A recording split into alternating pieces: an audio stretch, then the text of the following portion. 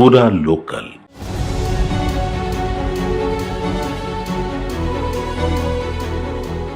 నటి రాశికి అనసూయ క్షమాపణలు చెప్పారు.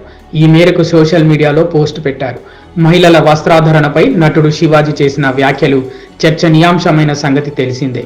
దానిపై స్పందిస్తూ రాశి ఇటీవల ఓ వీడియో విడుదల చేశారు. కొన్నాళ్ల క్రితం ఓ టీవీ కార్యక్రమంలో అనసూయ తనను కించపరిచేలా మాట్లాడారంటూ అందులో మండిపడ్డారు. ఈ క్రమంలోనే అనసూయ రియాక్ట్ అవుతూ ఓ నోట్ విడుదల చేసి క్షమాపణ చెప్పారు. అప్పుడున్న పరిస్థితుల్లో దానిని నిలదీసే శక్తి తనకు లేదన్నారు. ఆ తర్వాత తనలో మార్పు మొదలైందని తెలిపారు.